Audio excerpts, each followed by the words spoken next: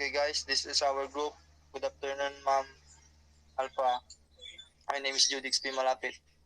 The, the topic today is our how to protect yourself from Facebook hackers of rules. Slide. Internet security is that it's a three branch of computer security, especially related to the internet, often involving browser security, but also network security on a more general level as it applies to other application or operating system. On, on a whole, it's to establish rule and measure to use against attack over the internet. The internet present an insecure channel for exchanging information leading to high risk of interaction or shock of phishing. Different methods have been used to protect the transfer of data, including encryption. Pagbatay sa pagkakaintindi ko sa internet security, ah napapadali niya yung pagkakon sa kon ng internet, ang napapadali niya yung sangayin ng internet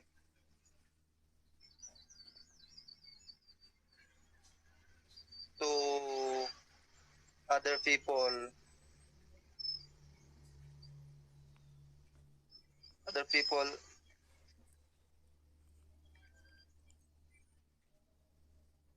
to transfer the data to your protect yourself.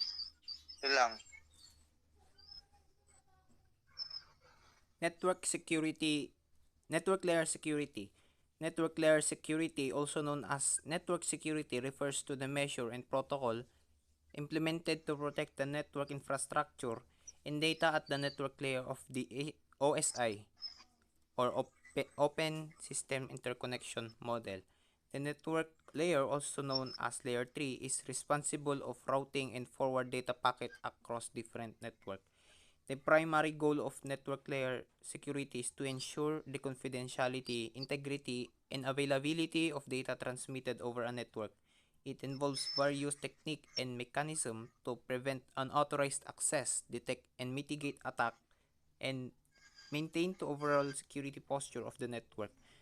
So, network layer security, parang short for network security ay parang uh, protection siya sa uh, in- network infrastructure nang sa gayon parang maprotektahan yung data sa pagfo-forward ng data packet sa ibang connection ng network. Ayun. Internet Protocol Security. Internet Protocol Security is a set of protocols used to secure communications over the Internet protocols. It's used to protect the confidential integrity and authenticity of the data transmitted over the Internet. IPS can be used to secure both remote access and site-to-site VPN connections. There are two main modes of IPS operation: transport mode and tunnel mode. Transport mode encrypts only the payload of IP packet, while the tunnel mode is encapsulate the entire IP packet within other IP packet. So yung Internet Protocol Security is isang protocol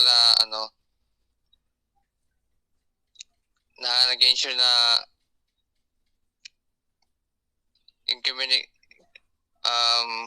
communication over the internet protocol. Parang siya yung nagpo-protect ng confidentiality ng isang data na natatransmitted sa internet. Next.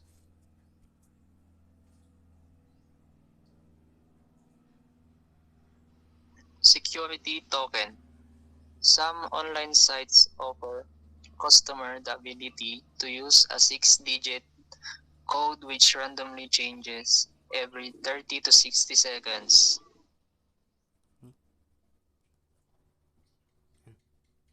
On a security token, the keys on the security token have built-in mathematical computation and manipulate numbers based on the current time built into the device. Security token, para siyang kapag meron kang GCash account na need na i-validate after 3 months, ganon, magsisend ka ng confirmation code na galing sa GCash, is-send ito sa iyong number upang ma-validate ang iyong account para mabuksan mo ulit ito. Next. Electronic mail security. Email security involves the set of measure techniques used to protect email-based communication, effectively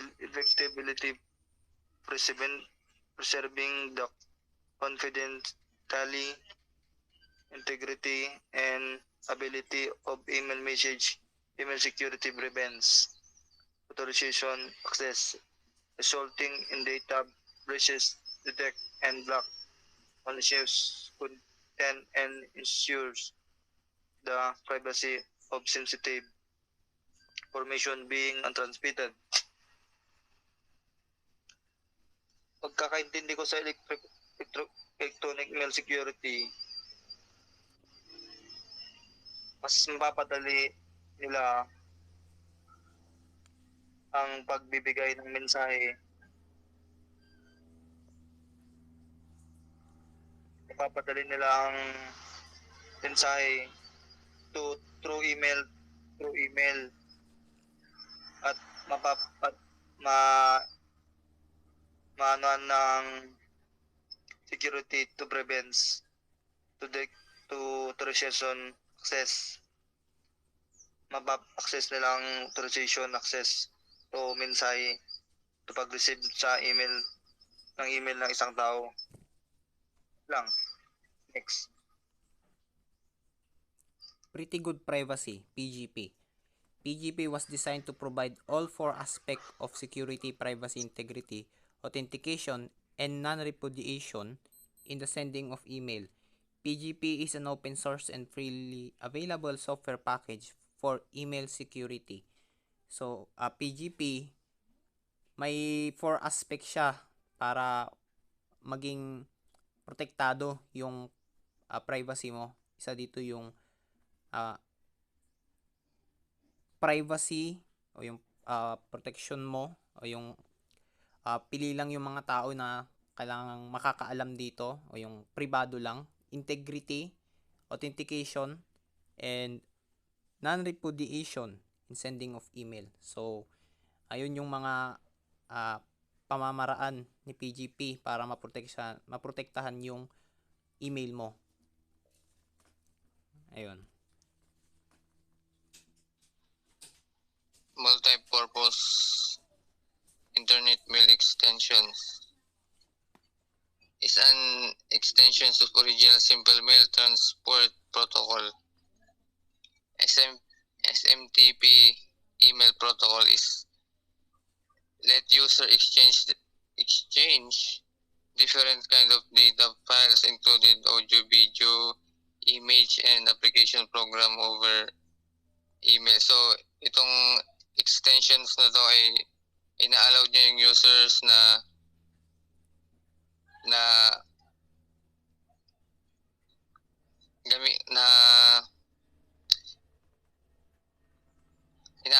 users na pwedeng gamitin yung extension na to sa different files. For example, sa music or video, or pwede rin sa mga application programs. Next. Message authorization code. Message authorization code is a code that is sent along with the message to verify its authenticity and integrity. It is one-time code that is generated by the sender and included in the message, and it can be used by the recipient to verify that the message has been tampered with or altered during transmission. Message authorization code, para ito sa isang private message na kapag nag-send ka sa isang sender ay mangangailangan ito ng security key na manggagaling mismo sa iyo. At upang ma-decrypt ito ng receiver ay gagamitin ang iyong sinend na secret key sa iyong sender. Ganun po.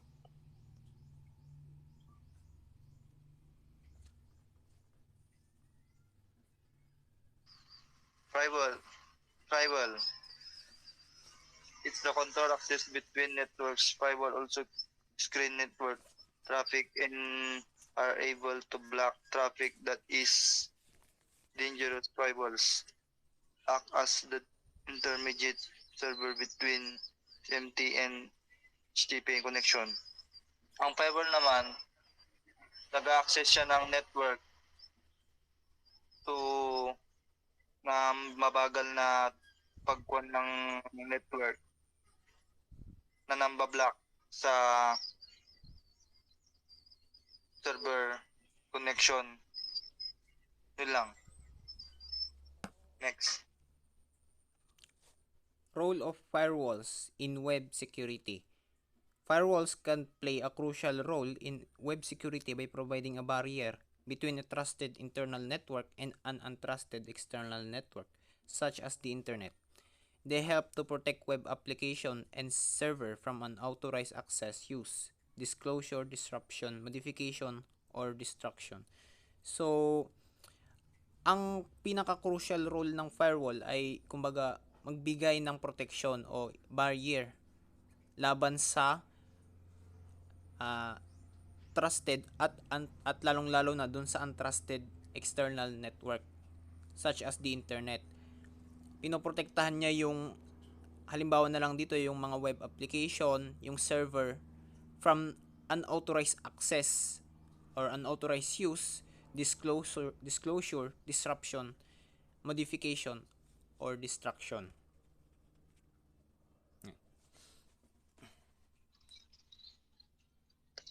Types of firewall. Packet filter is the first generation firewall that processes network traffic on a packet by packet basis. Its main job is to filter traffic from a remote IP host. So a router is needed to connect the internal network to the internet. Second is stateful packet inspector.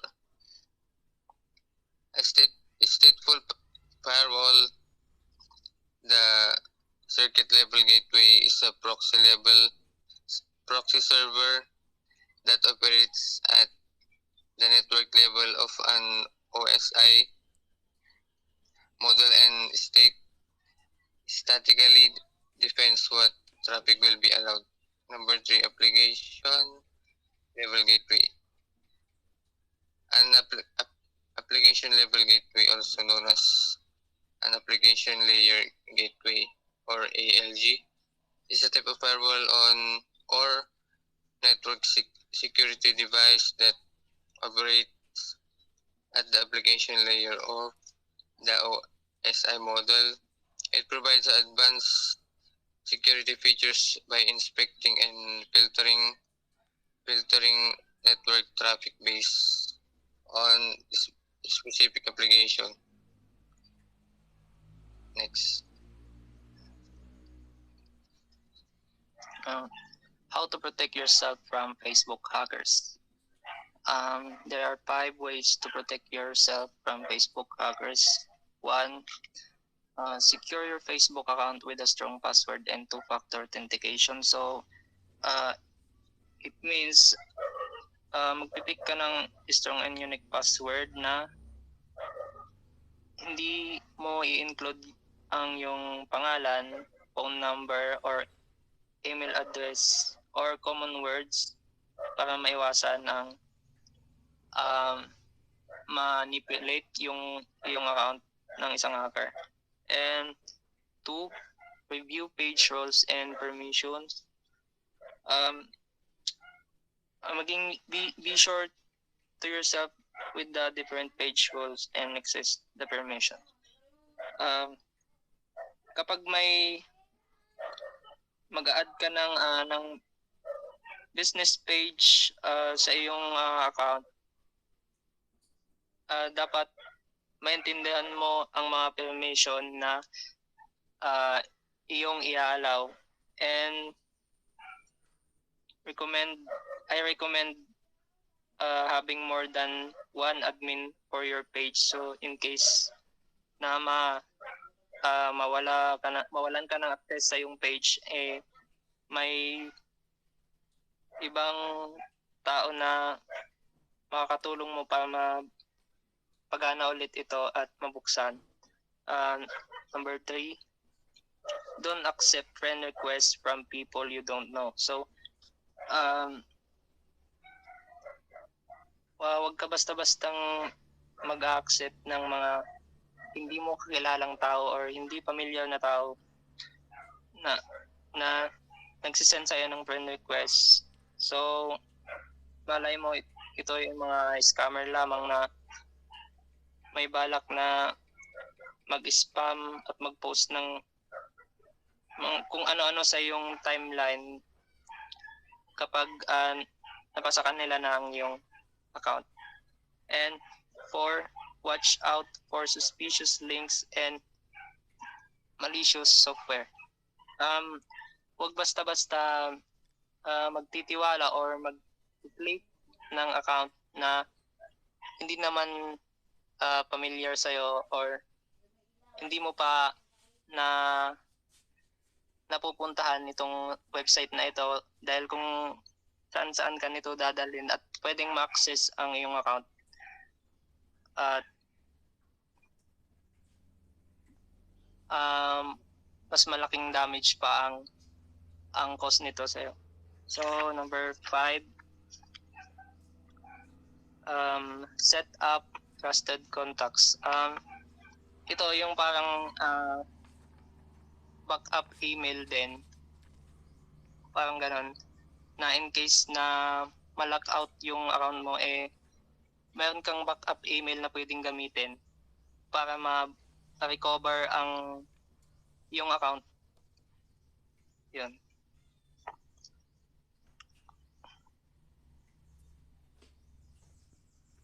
Next. CAPTCHA and cookies.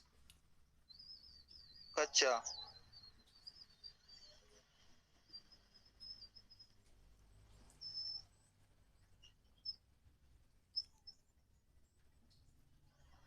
To refer sa temporary storage location that stores copies of web page, image, and other resources that have been previously accessed by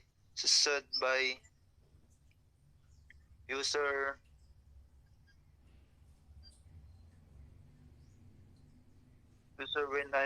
when a user visit a website, their browser checks to CAPTCHA to see if you already have a copy of the requested resources. It is those access those browser can attribute the resource from the CAPTCHA instead of downloading, and again the server itself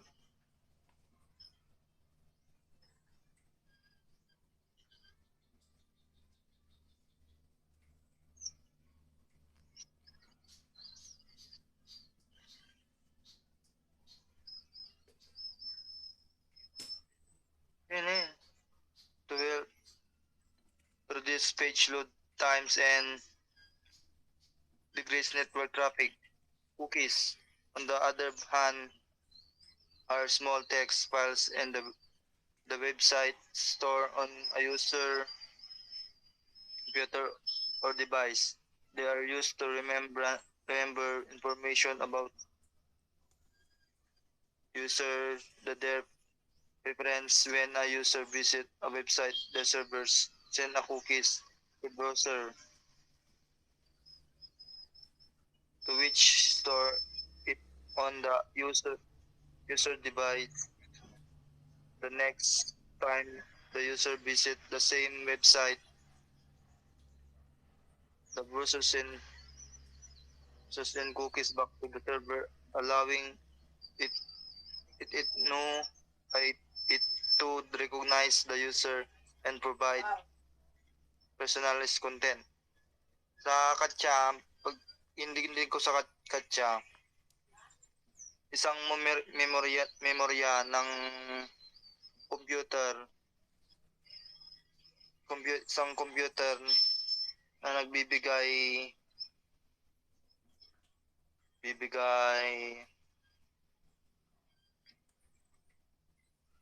access sa maikling oras na ginagamit ng tagabilin sa pamagitan ng pagbo-browse o pagsisave ng isang data. Sa cookies naman, pinapadali nito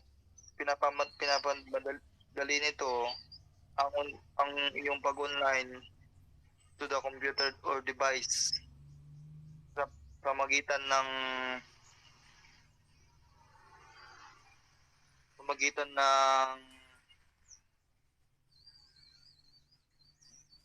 to recognize the user, provide and personal content to pag-access sa picture lang. Next. 3 type of cache. Direct map cache. Each address location in main memory map to a single location in cache memory. Fully associative cache is organized into a single cache set with multiple cache line. N-way set associative cache reduce conflict by providing n block in each set which data mapping to the set might be found. So para mas maintindihan pa natin yung 3 type of cache, titingnan natin yung illustration niya dun sa module. Fully associative kasi ginagamit niya yung multiple cache line or halos lahat na nga para sa gayon mas mabilis. Tapos mas mabilis yung data flow niya. Habang yung n-way associative naman, so parang pabutal-butal siya. Kung titingnan natin sa module, hindi siya magkakatabi. Kumbaga, bumubutal-butal siya. At halimbawa na lang din, mostly, yung nai-include lang dito is mga 60% to 70%. 40% yung mga nai-include lang. Habang yung direct map ay parang isang linyahan lang siya. O isang linya lang, isang cache line lang ang magagamit niya. Para, ayun.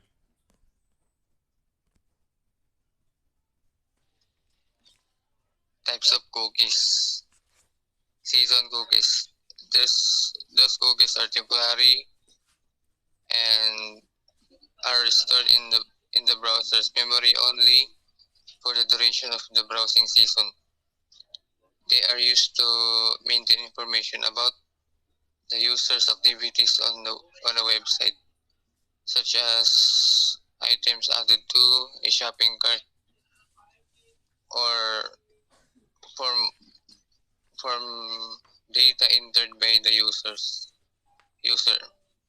Once the browsing season ends, season cookies are deleted. So yung season cookies is temporary lang siya.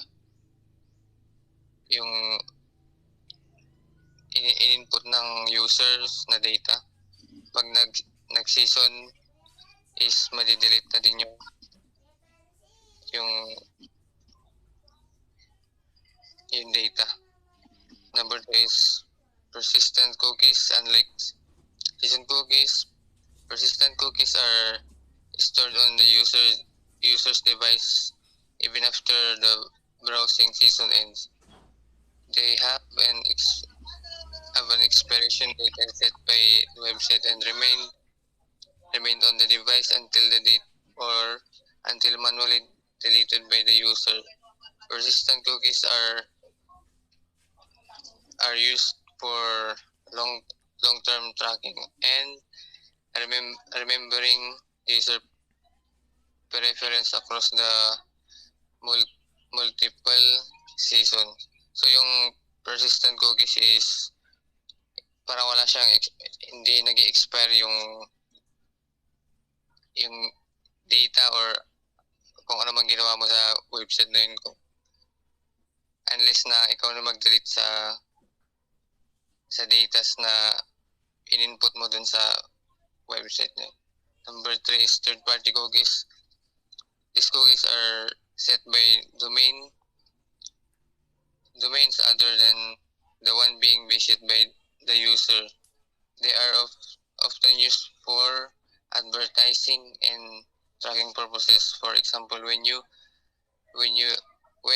a user visits a website, that display ads from an advertising network. That network may set a cookies to track the users browsing behaviors and display targeted ads. So yung third party is para siyang ano lang siya sa advertising and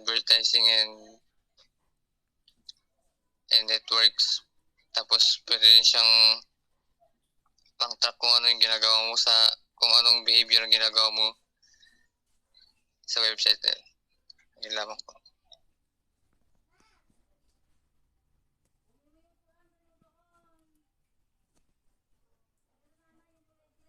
Philip, ay tinan mo na pala ako.